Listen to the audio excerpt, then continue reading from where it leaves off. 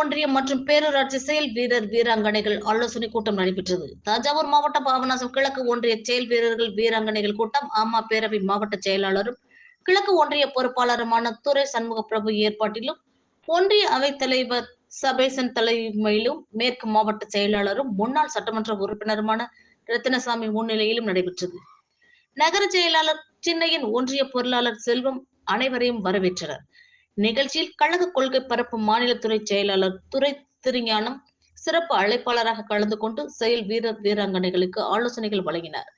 அப்போது திமுகவை போல் அதிமுகவில் வாரிசு அரசியல் கிடையாது, தொண்டர்களுக்கு பதவிகள் வழங்கி அழகு பார்ப்பது அதிமுக கட்சிதான் என பேசினார். இந்நிகழ்ச்சியில் மாவட்ட அவைத் தலைவர் ராம்குமார், தஞ்சை மேற்கு மாவட்ட இணை செயலாளர் இளமதி சுப்பிரமணியன், மாவட்ட எம்ஜிஆர் அணி செயலாளர் தில்லை சூரியபிரகாஷ், மாவட்ட பொருளாளர் கண்ணபிரான், தொழில்நுட்ப பிரிவு மாவட்ட செயலாளர் முகமது இப்ராஹிம், நகர செயலாளர் சின்னையன், ஒன்றிய பொருளாளர் செல்வம், மாவட்ட எம்ஜிஆர் அணி துணை செயலாளர் கண்ணன், ஒன்றிய அம்மா பேரவை செயலாளர் முருகதாஸ், ஒன்றிய துணை செயலாளர் திலகவதி கணேசன், சுப்பிரமணியன் உட்பட அதிமுக மாவட்ட ஒன்றிய கழக நிர்வாகிகள், தொண்டர்கள் பலர் கலந்து கொண்டனர்.